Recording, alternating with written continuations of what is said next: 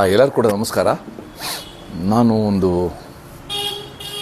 ಒಂದು ವಿದ್ಯಮಾನದ ಬಗ್ಗೆ ತಮ್ಮ ಜೊತೆ ಹಂಚ್ಕೊಳ್ಳೋಕ್ಕೋಸ್ಕರ ತಮ್ಮ ಮುಂದೆ ಬಂದಿದ್ದೇನೆ.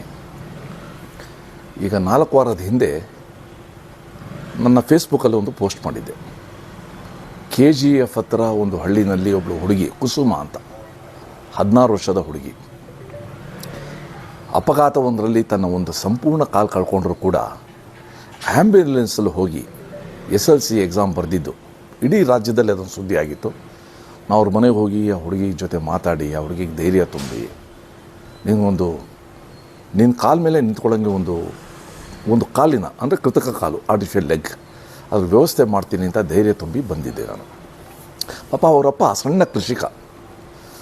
ಆ ಹುಡುಗಿದು ಕಾಲ್ದು ಇದಾದಾಗ, ಆಕ್ಸಿಡೆಂಟ್ ಆದಾಗ ಆಸ್ಪತ್ರೆಗೆ ಸುಮಾರು 50 ಲಕ್ಷದಷ್ಟು ಹಣನ ಅವನು ಖರ್ಚು ಮಾಡಿಬಿಟ್ಟಿದ್ದ.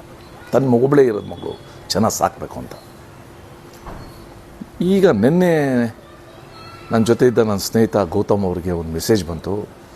ಆ ಹುಡುಗಿಗೆ ಮತ್ತೆ ಏನೋ ಸೀರಿಯಸ್ ಆಗಿದೆ, ಮತ್ತು ಅದೇ ಆಸ್ಪತ್ರೆಗೆ ತೊಗೊಂಬಂದಿದ್ದಾರೆ, ಅವರಪ್ಪ ಕಂಗಾಲಾಗಿದ್ದಾರೆ ಅಂತ. ಇವತ್ತು ನಾನು ಆಸ್ಪತ್ರೆಗೆ ಹೋಗಿದ್ದೆ, ಆಸ್ಟರ್ ಆಸ್ಪತ್ರೆಗೆ, ವೈಟ್ಫೀಲ್ಡಲ್ಲಿ ಹೋಗಿ ನೋಡಿದಾಗ ಗೊತ್ತಾಯಿತು, ಆ ಹುಡುಗಿಗೆ 4 ದಿವಸದ ಹಿಂದೆ ಫೀವರ್ ಬಂತು ಅಂತ, ಜ್ವರ ಬಂತು ಅಂತ. ಜೊತೆಗೆ ಅಲ್ಲಿ KGF ಆಸ್ಪತ್ರೆ, ಕೋಲಾರ ಆಸ್ಪತ್ರೆ ಎಲ್ಲೂ ಕೂಡ ಟ್ರೀಟ್ಮೆಂಟ್ ಕೊಡೋದಕ್ಕೆ ಹಿಂಜರಿದಾಗ, ಯಾಕಂದರೆ ಒಂದು ಕಾಲು ಕಳ್ಕೊಂಡಿತ್ತು. ಅದಕ್ಕೆ ಮತ್ತೆ ಇದೇ ಆಸ್ಪತ್ರೆಗೆ ಸೇರಿಸಿದ್ದಾರೆ. ಆಸ್ಪತ್ರೆಯಲ್ಲಿ ಇವ್ರು ಕೇಳ್ಕೊಂಡಿರ್ತಾರೆ, ನಮ್ಮ ಹತ್ರ ಹಣ ಇಲ್ಲ ಅಂತ.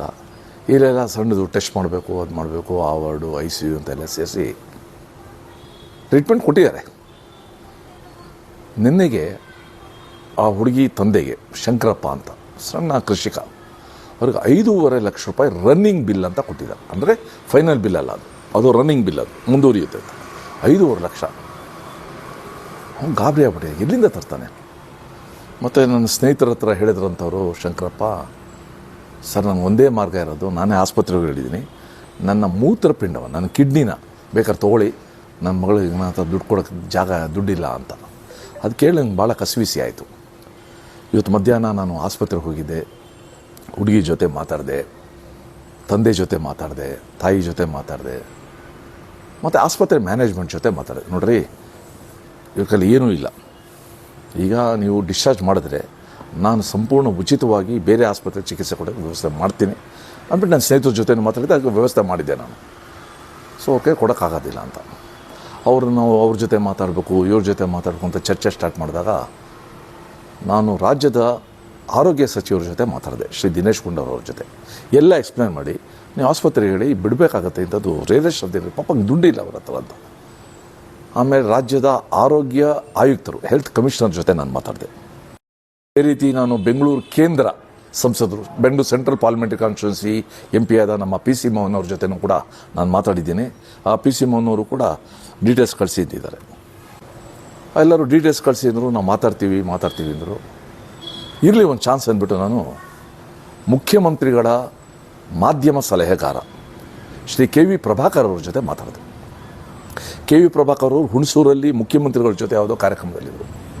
ಆ ಸದ್ದಿನ ನಡುವೆನೂ ಕೂಡ ನನ್ನ ಫೋನ್ ಕರೆ ಸ್ವೀಕರಿಸಿ, ನಾನು ಆ ಹುಡುಗಿದು ಬ್ಯಾಕ್ಗ್ರೌಂಡು, SLC ಎಕ್ಸಾಮ್ ಬರೆದಿದ್ದು ಇದನ್ನೆಲ್ಲ ವಿವರಿಸಿದಾಗ ಸರ್ ಡೀಟೇಲ್ಸ್ ಕಳಿಸಿದ್ರು.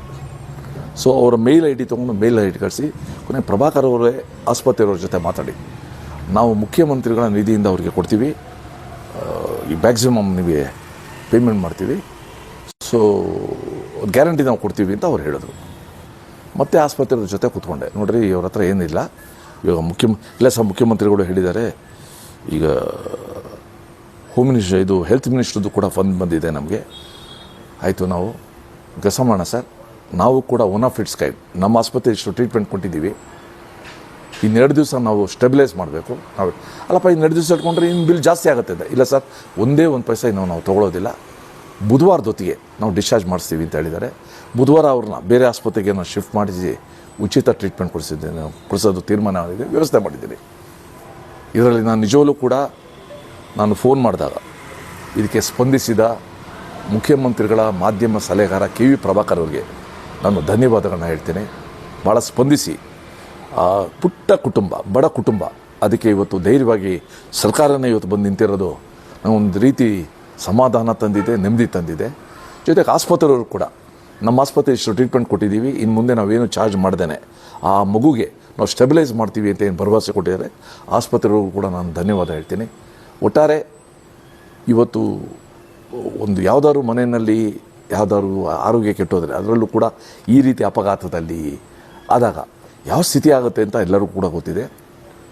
ಮತ್ತು ರಾಜ್ಯ ಸರ್ಕಾರ ನನಗನ್ಸುತ್ತೆ ಅನೇಕ ಗ್ಯಾರಂಟಿನ ಕೊಡ್ತಾ ಇರುವಾಗ ಪ್ರಧಾನಮಂತ್ರಿಗಳು 5 ಲಕ್ಷ ರೂಪಾಯಿ ಆಯುಷ್ಮಾನ್ ಭಾರತ್ ತಂದಿರೋ ಹಿನ್ನೆಲೆಯಲ್ಲಿ ಇಂಥ ಪ್ರಕರಣದಲ್ಲಿ ನಾವು ಉಚಿತವಾಗಿ ಉತ್ತಮ ಚಿಕಿತ್ಸೆ ಕೊಡೋ ದೃಷ್ಟಿಯಿಂದನೂ ಕೂಡ ನಾವು ಗಂಭೀರವಾಗಿ ಯೋಚನೆ ಮಾಡಬೇಕಾಗಿದೆ. ನಾವು ವಿದ್ಯೆ ಮತ್ತು ಆರೋಗ್ಯ ಇವೆರಡರದ್ದು ನಿಜವಲ್ಲೂ ಕೂಡ ಗ್ಯಾರಂಟಿ ಕೊಟ್ಟರೆ ಸಮಾಜ ಸುಸ್ಥಿರ ಆಗುತ್ತೆ, ಸಮಾಜ ಆರೋಗ್ಯಕರ ಆಗುತ್ತೆ. ಮತ್ತೊಮ್ಮೆ ನನ್ನ ಶ್ರೀ ಪ್ರಭಾಕರ್ ಅವ್ರಿಗೆ, ಹೆಲ್ತ್ ಮಿನಿಸ್ಟ್ರಿಗೆ, ಆಸ್ಪತ್ರೆಯವರಿಗೆ ಎಲ್ಲರೂ ಕೂಡ ನಾನು ಧನ್ಯವಾದ ಹೇಳ್ತೀನಿ. ನಮ್ಮದು ಒಂದೇ ಪ್ರಾರ್ಥನೆ, ಆ ಕುಸುಮ ಪೂರ್ಣ ಆರೋಗ್ಯವಂತಳಾಗಬೇಕು. ಅವಳು ಸ್ವಂತ ಕಾಲ ಮೇಲೆ ನಿಲ್ಲಂಗೆ ನಾವೆಲ್ಲ ಸಹಾಯ ಮಾಡೋಣ, ನಾನು ಮಾಡ್ತೀನಿ. ಅವಳಿಗೆ ಶುಭವಾಗಲಿ ಅಂತ ನಾನು ಕೇಳ್ಕೊಡ್ತೀನಿ. ನಮಸ್ಕಾರ.